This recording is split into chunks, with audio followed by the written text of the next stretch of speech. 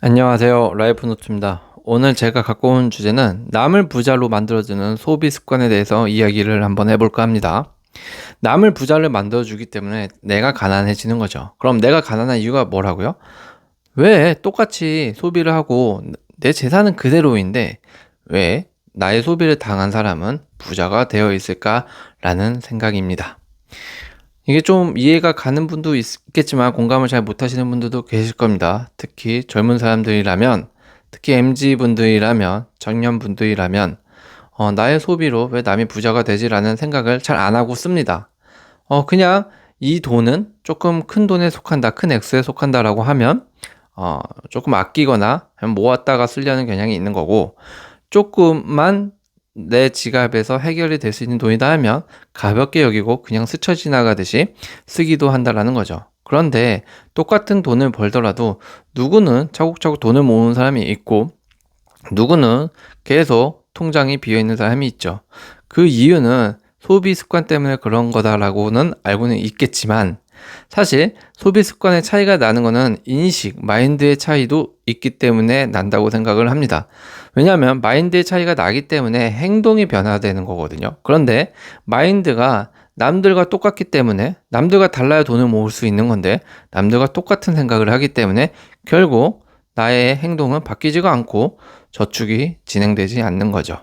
그래서 적어도 오늘 제가 만든 이 컨텐츠의 주제는 이렇게 해서 돈을 아예 쓰지 말자라는 게 절대 아닙니다. 적어도 생각해보고 이런 부분이 있으니 이렇게 생각을 해보고 소비를 하자. 그러면 소비를 10번 할 걸 5번 하게 되고 5번 할 걸 한 번 하게 되는 그런 습관을 들일 수 있다라는 생각으로 만들어 봤거든요. 저랑 생각이 좀 다르더라도 재밌게 봐주시고 응원해 주시기 바랍니다. 한번 시작해 볼게요. 자, 소비만 바꿔도 부의 축적 속도가 달라진다라고 저는 말씀을 드리고 싶네요. 우리는 매일같이 소비하며 살아가고 있고요. 이는 또 어쩔 수 없는 현상일 거예요. 왜냐하면 어쨌든 죽을 때까지는 우리는 먹고 그리고 자고 입고 의식주를 해야 되기 때문에 결국 돈은 써야 되고 돈도 벌어야 되고 소비도 해야 되는 건 맞습니다. 그런데 소비할 때 잘 하자라는 거죠. 커피를 마시고 넷플릭스를 보고 학원을 알아보고 신발을 사고 자를 굴리고 다들 어떻게 보면 살아가면서 밥 먹는 게 당연하죠. 교육받는 것도 당연하고 차 타는 것도 당연합니다. 그런데 이런 생각으로 이 정도 쓰면서 살아갈 수밖에 없지 않나라는 생각은 스스로의 위안일 수도 있다라는 겁니다. 자, 생각해 보셨습니까? 내가 열심히 쓴 돈, 누굴 부자로 만들어주는지 한번 생각을 해보자고요. 정말 스쳐 지나가듯이 짧게 간단하게 생각하지 말고 진지하게 깊숙이 심도 있게 생각을 해보세요. 그렇다면 어쩌면 정말 나의 과소비를 막을 수도 있을지 모를 겁니다. 오늘은 일상에서 무심코 하는 이 소비가 어떻게 남을 부자로 만들어주는 구조가 되고 있는지, 그렇다면 이거를 인식을 했다면 앞으로는 돈을 좀 덜 쓰게 되지 않을까라는 겁니다. 오늘 남 부자 만들어주는 소비는 무엇들이 있는지에 대해서 한번 이야기를 해볼게요. 첫 번째, 집 없는 사람은 건물주, 상가주, 은행을 먹여 살린다 라는 내용입니다. 이게 무슨 말이냐, 집 없는 사람을 무시하거나 그런 게 아닙니다. 집 없는 사람이라면 내가 소비를 할 때 집이 있는 사람이 되기 위해서 노력을 해야 된다라는 거고, 그걸 인식하면 집이 없는 사람도 집을 마련하기 위한 소비 습관으로 바꾸고 저축을 하게 된다라는 거죠. 그런데 그것을 인식하지 못한다면 결국 나의 소비로 인해서 나는 평생 집 없는 사람이 될 수가 있습니다. 내 마인드, 내 머릿속에 나의 지금 이 소비들이 건물주, 은행을 먹여 살리고 있구나 라는 생각을 한 번쯤은 해봐야 될 겁니다. 예를 들어서 매달 내는 월세는 내 미래가 아닌 집주인이나 상가 주인의 자산을 불려주고 있다는 생각을 해보자라는 거죠. 그래서 장사가 잘 되는 가게는 대출을 받더라도 매매를 해서 장사를 하는 이유가 있습니다. 건물을 조금씩 그 건물 자체를 키워나가죠. 1층에서 2층, 2층에서 3층, 어쩔 때는 통으로 사버려서 결국 유명한 냉면집, 유명한 짬뽕집이 되기도 하는 거죠. 그만큼 장사가 잘 된다 싶으면 매달 내는 월세보다는 내 미래를 위해서, 그 가게의 미래를 위해서도 대출을 받더라도 건물을 사는 게 더 현명한 방법이 될 수도 있다라는 거죠. 그리고 꼭 이런 분들이 있습니다. 집이 전세인데, 남의 집인데도 꼭 화장실은 인테리어를 해야 된다면서 화장실만큼은 집주인의 허락을 받고 인테리어 비용을 조금이라도 몇백만 원이라도 들여서 인테리어 하는 사람들을 봤습니다. 근데 잘 생각해 보세요. 그런 혜택은 결국 집주인이 가져가지 자기가 화장실을 이사 갈 때 가져가는 게 아닙니다. 네, 말도 안 되죠. 집주인은 당연히 인테리어를 해주겠다고 하면 반대할 이유가 없습니다. 당연히 집의 가치가 올라가는 거기 때문에 제발 집에 있어서 내 집이 아닌 이상 매매가 아닌 이상 전세나 월세 계속 이동을 해야 되는 상황이라면 절대 인테리어에 목숨 걸지 말자라는 겁니다. 인테리어에 목숨 거는 사람들에게 한번 물어보십시오. 정말 이거는 나의 지금 소비가 누구를 위해서 누굴 좋은 일을 시키는지를 생각해 보자라는 겁니다. 전세자금 대출의 이자는 은행이 챙길 거고요. 전세 보증금은 집주인이 챙길 겁니다. 그럼 전세로 살고 있는 나는 뭘 챙기나요? 월세로 살고 있는 저는 무엇을 챙길까요? 반월세를 살고 있는 사람은 그 생각을 해봐야 될 겁니다. 한 번쯤은 심도 있게. 이렇기 때문에 은행이 챙기고 집주인이 전세 보증금을 챙기기 때문에 내가 직접 집주인이 돼야 된다라는 거죠. 그러기 위해서는 일단은 저축이고 두 번째로는 아마 꼼꼼한 소비 습관일 겁니다. 세 번째로는 지식을 바탕으로 한 매매 방법이 되겠죠. 어쨌든 그런 단계까지 가기 위해서는 결국 이런 마인드를 통해서 이런 생각을 한 번쯤 해보고 돈을 모아야 된다는 거죠. 부동산 소비 대부분은 높은 고자산가의 부를 더 키우는 방식으로 작동한다라는 거예요.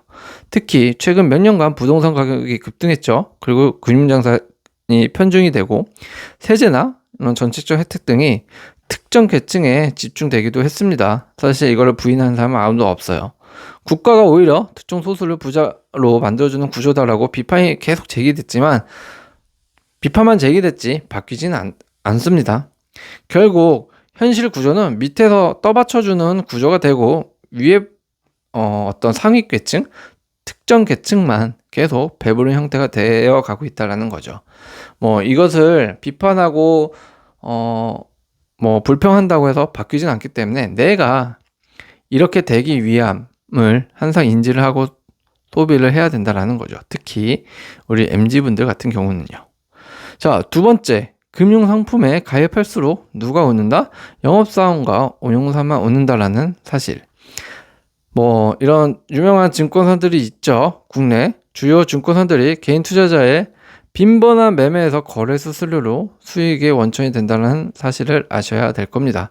알고는 있는데 사실 거래를 하면서 일단 거래 수수료 얼마나 한다고가 보통 대부분이지 거래 수수료로 여기 증권사 운용사가 돈을 많이 벌어서 내 걸로 먹어 살고 있구나 라는 인식은 잘 못합니다. 대충 머릿속으로만 알고 있죠. 왜냐? 나는 내가 투자한 돈으로 빨리빨리 거래를 여러 번 해서 돈을 불리려고 하는 욕심과 마음이 크기 때문에 이런 생각은 안 해봤을 겁니다.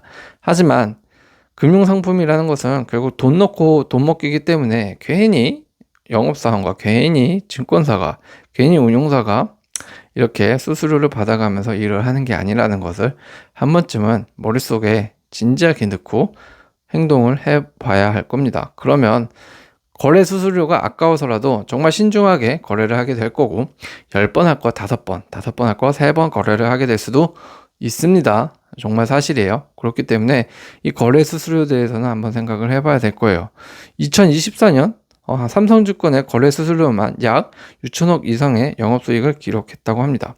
주식 매매를 많이 할수록 나는 수익을 내야지 무조건 이익인데 증권사는 수익을 내든 손해를 보든 상관이 없어요. 거래 수수료로만 벌어들이는 돈이 어쨌든 6천억 원 이상이다라는 겁니다. 펀드에 가입하면 운용보수라는 명목으로 자산운용사가 매년 일정 비율의 수수료를 떼갑니다. 펀드가 손실을 내더라도 운용사는 수수료를 챙긴다라는 거죠. 수수료는 수익이 나면 챙기고 수익이 안 나면 안 챙겨주고 이게 아니죠. 나든 안 나든 챙기는 게 수수료 개념입니다. 결국 그렇기 때문에 안정적으로 성장할 수밖에 없습니다. 운용사들. 펀드를 토대로.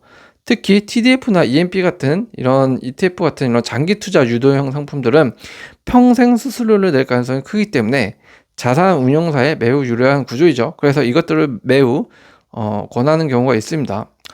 요런 상품 같은 경우에는 뭐 쉽게 말하면 딱 한번 가입하면 끝나는 게 아니라 가입 기간 내내 운용사가 계속해서 포트폴리오를 손보면서 리밸런싱을 계속 작업을 합니다. 그러면서 수수료를 챙겨가는 상품들이기 때문에 이거는 해지하지 않은 한 정말 죽을 때까지 수수료를 낼 수도 있는 부분이에요.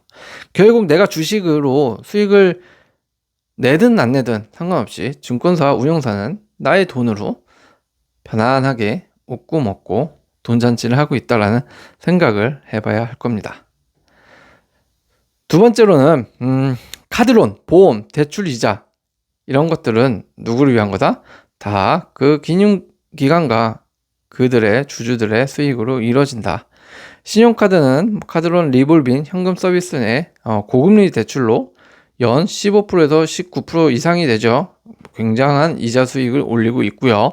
24년 국내 카드사들의 전체 수익은 순수익은 약 3조 원 이상이 된다고 합니다. 절반 이상이 카드론에서 발생을 한다고 해요. 근데 이 카드론 같은 경우에는 사실 돈이 많은 사람이 쓰는 게 아니죠. 돈이 없는 사람이, 돈에 쪼들리는 사람이 돈이 필요로 할 때 결국 카드론이라도 빌려서 고금리더라도 일단 대출을 받아서 무언가를 메꿀 때 쓰죠. 리볼빙도 마찬가지고 현금 서비스도 마찬가지고. 근데 이것들은 단순히 내가 이 돈으로 차입을 해서 뭐 레버리지를 이용한다 라는 개념들이 아니에요. 대부분 이 서비스를 이용한 사람은 정말 당장 눈앞에 보인 불을 끄는데 사용이 되는 것들일 수도 있습니다. 고금리 이용자 대부분은 저신용, 저소득층이지만 그 수익은 고소득 주주자, 모기업에게 그대로 돌아간다는 거. 보험은 더 구조적, 매달 내는 보험료, 실제 보험금 지급에 쓰이는 비율은 70%에서 80% 수준이고요. 나머지 보험사의 영업이익이나 투자 지원으로 남는다는 거. 결국 이런 카드론, 보험, 대출이자, 은행에서 발생하는 이자들, 수수료들은 모두 금융기관만 좋게 한다라는 거죠. 예를 들어서 뭐 대출도 마찬가지예요. 5억 원의 대출에 연 5%의 금리를 적용하면 연간 2,500만 원의 이자만 발생합니다. 이는 대부분의 은행의 순수익이 되어버리죠. 3대 은행 같은 경우에는 연간 이자 수익만 약 10조 원 이상이라고 합니다. 어마어마한 겁니다. 다른 수익도 많은데 이자 수익만 10조 원이기 때문에 은행들이 돈잔치를 할 수 있는 이유 중에 하나이기도 한 거예요. 근데 이런 돈잔치를 하는 것 또한 누구만 배불러준다?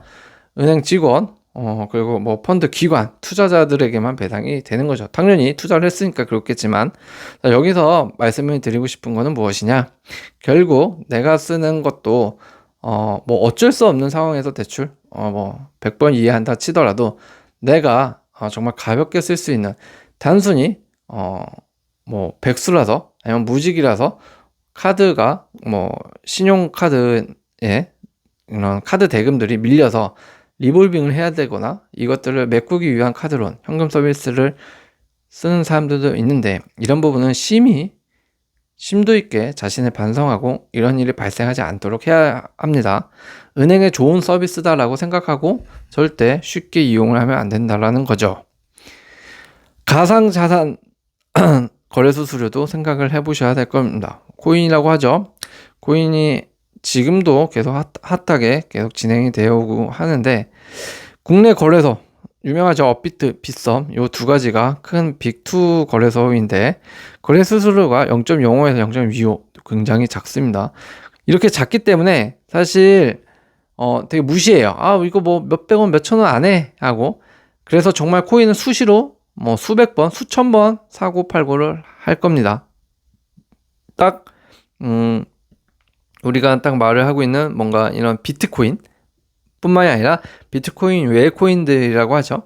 뭐 이런 코인들을 하면서 절대 한 번 사서 장기 투자한 사람이 99% 없을 겁니다.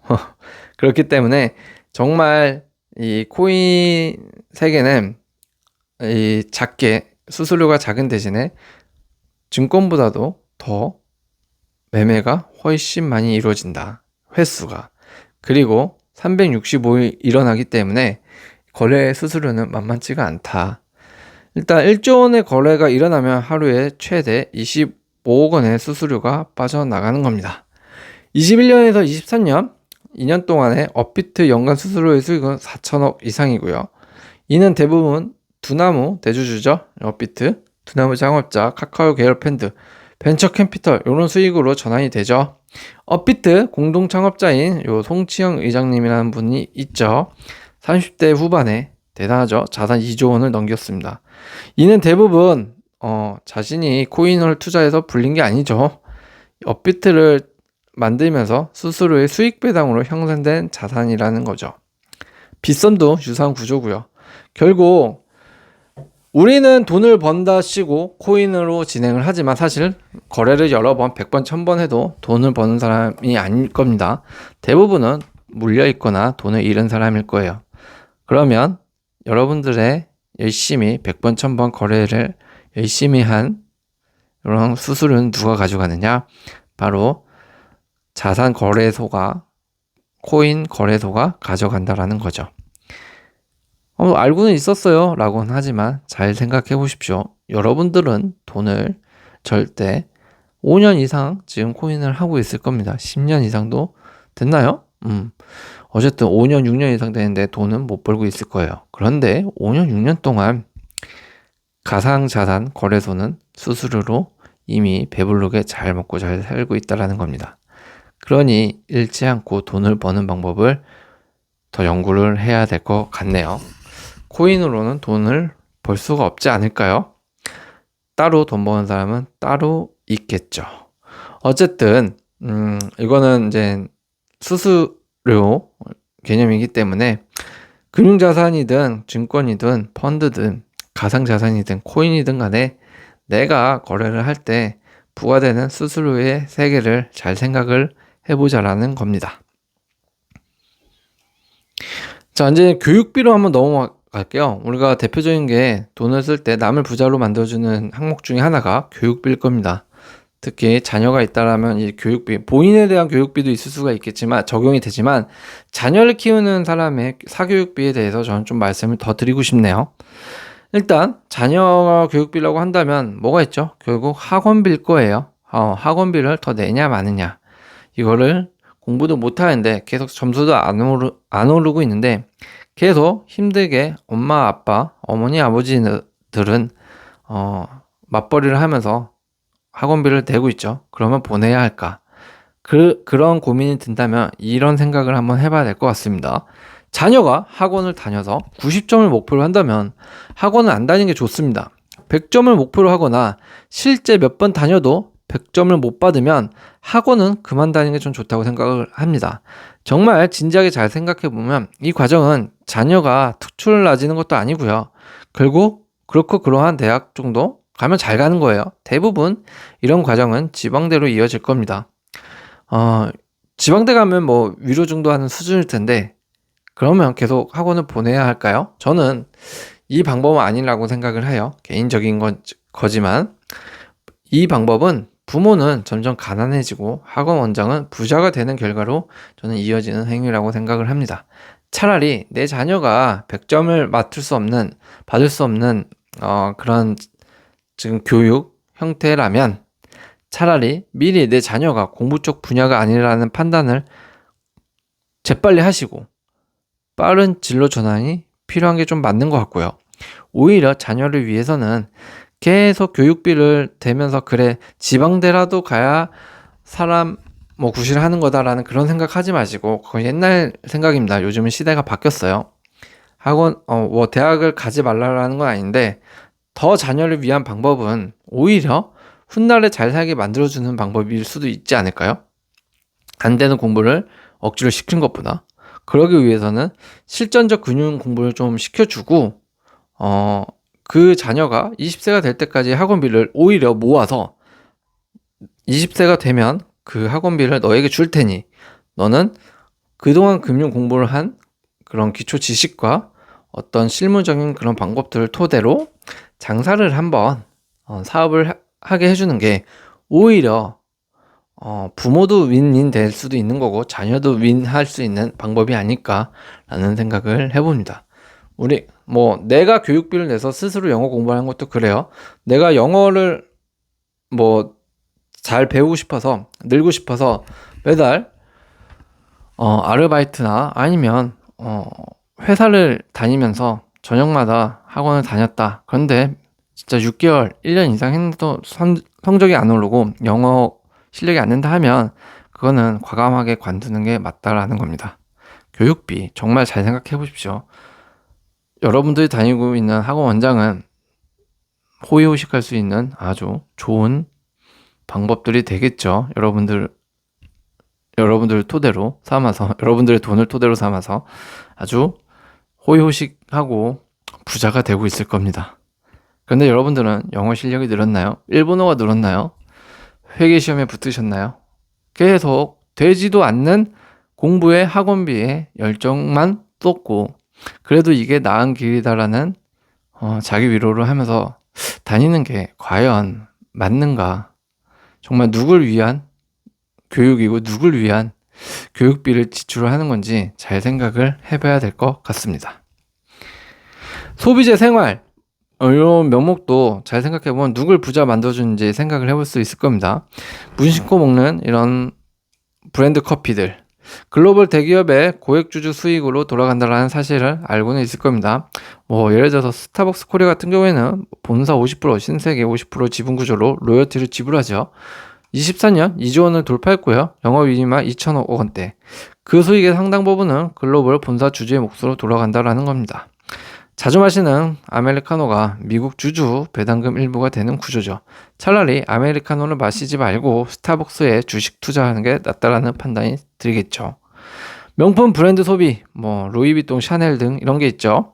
요즘은 톰 브라운 이런 게 있는데 어쨌든 이런 유명 명품 브랜드 소비를 그냥 나도 못 갖고 있었던 건데 남들이 갖길래 이번에 큰 마음 먹고 샀어 라는 소비로 끝내지 말자라는 거예요.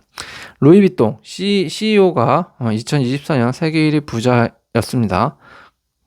이 루이비통의 주가는 소비 호황기마다 급등하고요. 매년 영업이익률 30% 내외로 성장을 합니다. 한국은 세계에서 손꼽히는 명품 소비국이라고 해요. 결국 프랑스 상위 0.1% 주주들이 이와 같은 수혜자가 되는 거죠. 명품에 대한 소비를 하고 싶은 이런 인간의 욕심은 당연히 있고 알겠으나 사실 이렇게 어떤 이유를 붙여가면서 나도 갖고 싶었는데 그동안 내가 열심히 한 나에게 상을 주자, 보상을 해주자, 그동안 열심히 저축한 나에게 보상을 해주자 이런 식으로 명품을 사는 경우가 있습니다. 명품은 부자들이 사라고 하고요. 제발 돈을 모아야 되는 단계에 있는 젊은 사람들이라면 한 번쯤은 오히려 명품 브랜드 주가에 투자를 하는 게 더 주식에 투자를 하는 게 낫지 않을까라는 생각을 진지하게 해보십시오. 그리고 소비재 생활 브랜드 또 누굴 부자 만들어줄까 여러 가지가 있는데 그 중에 하나가 프랜차이즈죠. 카페 음식점. 이디야, 투썸, 맘스터치, BHC 등 너무 많아요. 프랜차이즈 본사가. 네. 하지만 우리가 무심코 먹는 이런 프랜차이즈들 음식들은 이런 본사라든지 PF 이런 파트너스 인수된 이런 회사들만 배불러 주는 거죠. 사실 가맹점은 인건비 임대료로 굉장히 힘든데 본사는 로열티 먹고 물류이익으로 큰 수익을 먹고 있으니까요. 내가 프랜차이즈를 먹여 살리는 것 같지만 사실 이거는 가맹점을 먹여 살릴 수도 있겠지만 아무리 내가 먹는 한 잔 커피 갖고는 가맹점을 먹여 살릴 수 없습니다. 왜냐하면 본사만 가져가는 이익 구조가 그렇게 짜여 있기 때문에 그래요. 그렇기 때문에 너무 프랜차이즈에 대해서 좋아하지 말자. 오히려 프랜차이즈가 있는 커피도 맛있는 거 많고 햄버거도 그렇고 샌드위치도 그렇고 더 맛있는 게 많습니다. 잘 보시면. 근데 프랜차이즈에 대한 너무 신뢰를 갖고 있다. 대한민국은. 그 신뢰는 조금 이제 바꿀 필요가 있지 않나 라는 생각을 하고요. 두 번째로는 우리 생활하면서 가전의 구독 서비스입니다. 이건 대기업 렌탈 회사 수익으로 돌아가죠. 코웨이, 총원아이스 이런 것들 장기 렌탈 구조 제발 장기로 렌트하지 마십시오. 웬만하면 돈을 모아서 사는 게 가장 쌉니다. 구독료는 결국 땅바닥에 돈을 버리는 행위입니다. 사실 구독하면 초기 비용이 낮다는 이용으로 많이 하는데, 이런 기업의 경우 연매출 구독료로만 3조 이상, 영업이익 7천억 이상을 가져간다고 합니다. 굉장하죠. 술, 담배 하지 마십시오. 이거는 정말 세금이기도 하죠. 우리가 국민연금 맨날 욕을 하면서 담배는 맨날 핍니다. 국민이 담배 살수록 국민연금 수익도 증가하는 구조죠. 소비의 절반 이상은 세금이죠. 주세, 담배세로 환수를 해가는데 국가 재정 수익에도 직접 기여를 하는 것 같지만 사실 그에 대한 이익은 제대로 보는지 의문이네요. 자, 우리는 자동차에 대한 욕구, 특히 남자라면 버릴 수 없을 겁니다. 특히 외제차 많이 살 텐데요. 내가 사고 있는 무리해서 사는 이 자동차가 누굴 부자로 만들어주느냐 생각을 잘 해보자라는 거죠. BM, 벤츠, 아우디 이런 외제차 중요한 독일 3사 브랜드들이 있죠. BMW는 BMW 코리아, 벤츠는 메르세데스 벤츠 코리아, 독점 수입 유통을 하니까요. 이 수입사들은 다수의 대기업 또는 고액 자산과 지분으로 보유를 하고 있습니다. 차량 판매 가격에는 마진이 들어가고 광고비, 전시장 유통 수수료 등이 포함이 되어 있을 거예요. 리스나 렌트 방식도 마찬가지입니다. 법인 리스의 경우 이런 렌트카 회사들이 갖고 캐피탈 회사들이 계열사가 중개를 하고 초기 구매 금액은 제조사 수입사, 장기 이용료는 렌탈 회사의 고정 수익 모델로 연결되죠. 결국 외제차를 사거나 리스하면 수입차 판매 마진, 그리고 렌탈사는 장기 렌탈 수익, 유통사는 전시장 운영 수수료, 중개 수익으로 돈을 법니다. 나는 무슨 돈을 벌까요? 없습니다. 매달 고정비만 지출하고 있을 거고요. 실질적인 자산 증식은 못하고 저축도 못하고 내게 남는 건 요 외제차 마크 하나만 있을 겁니다. 이게 중요할까요? 제발 이 차만큼은 내가 현금으로 잔뜩 통장에 차를 사고도 몇 억이 있는 정도, 몇 천만 원이 있는 정도가 되면 사는 게 좋지 않나라는 생각을 해봅니다. 제발 잠깐의 초기 비용 적은 리스나 이런 걸로 해서 진행하지 마시고요.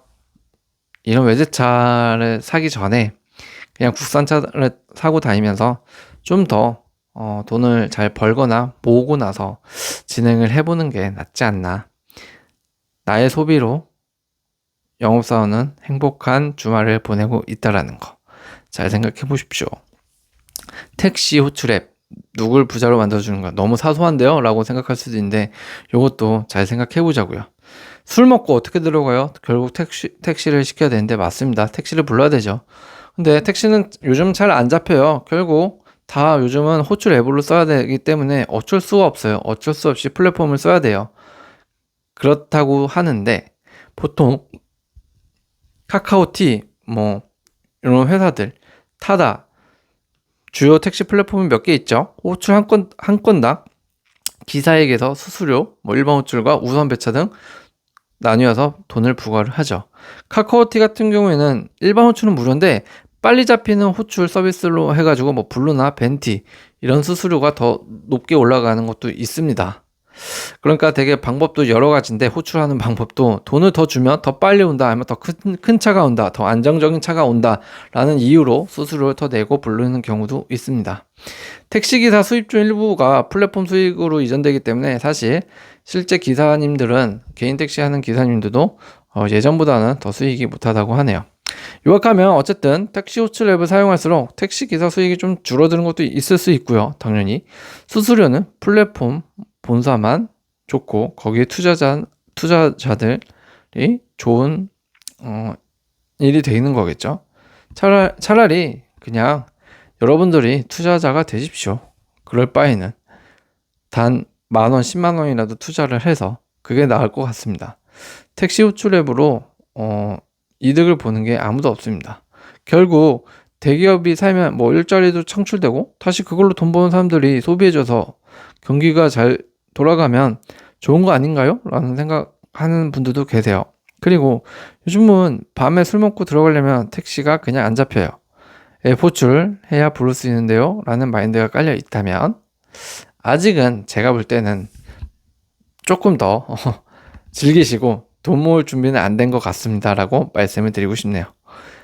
돈을 모으려고 한다면 이 정도 마인드와 생각은 해보시고, 오히려 딱 깔끔하게 술을 안 마시거나 마시더라도 내가 이 정도를 커버할 수 있는 무언가의 거리나 아니면은 다른 방법으로 조금 마시다 즐기다가 오는 건 좋지 않을까라는 생각을 해봅니다.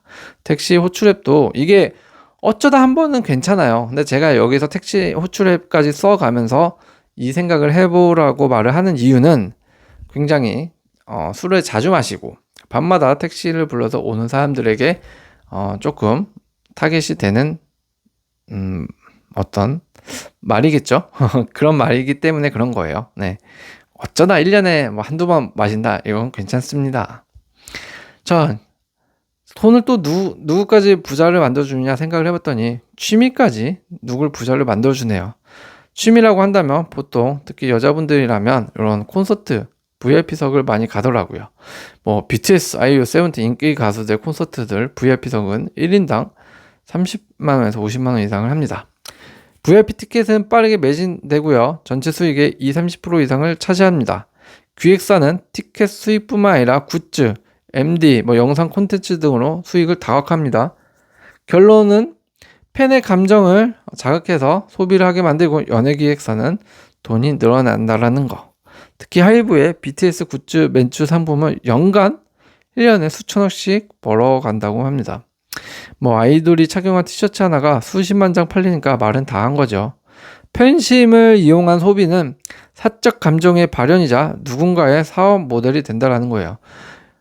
BTS는 돈을 벌고 그것을 보러 가는 사람들은 조금은 부잣집 자녀 나오면 상관이 없지만, 정말 내가 내 스스로도 살아가기 힘든 상황에서 어떠한 조금이라도 기분 전환을 하기 위해서 이 정도 쓸 거다라고 하는 것들에 대해서 말씀을 좀 드리고 싶은 거네요. 어떻게 보면은. 네.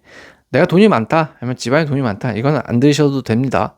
다만 내가 악착같이 살아가고 있는 와중에 취미라는 생각으로 쓰여지는 돈들에 대해서 이야기를 하자라는 거죠. 오늘의 정리는 그렇습니다. 들어보면 그러면 취미 생활도 하지 말고 택시도 부르지 말고 술도 먹지 말고 담배도 먹지 말고 비싼 음식도 먹지 말고 어떻게 하라는 거야? 다 하지 말라는 거네 라고 들릴 수도 있는데요. 아닙니다. 자동차도 사고요, 취미도 해야 되고요, 먹을 건 먹고요. 술을 먹었으면 음주운전은 안 되기 때문에 택시 호출해서 들어가셔야죠. 우리가 매일 소비를 통해 남을 부자로 만들어준다는 것만 생각을 해보자라는 거예요. 오늘 핵심은 절대 소비하지 말자가 아닙니다. 문제는 대부분의 소비 구조가 자산가, 재벌, 대기업에게만 유리하게 설계되어 있다는 점입니다. 나는 소비를 했고 내 자산은, 내 주머니 사정은 그대로예요. 근데 누구는 더 잘 살고 있대요.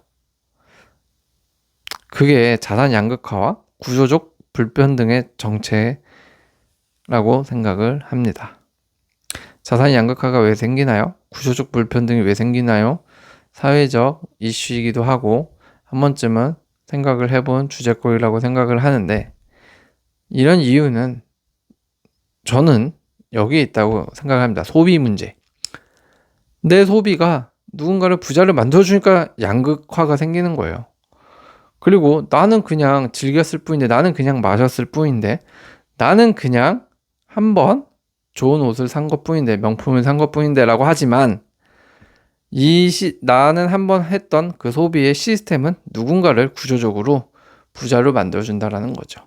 그래서 내가 부자가 되고 싶고 돈을 모으고 싶다라면 오히려 나도 이런 구조를 만든 최상위에 있는 포식자가 되어야 된다는 거지, 밑에서 받쳐주는 그런 서민층이 돼서는 매우 힘들다. 소비층이 돼서는 결국 나도 구조적 불평등과 양극화에서 희생되지 않도록 요 정도 생각은 하면서 소비를 하자라는 겁니다.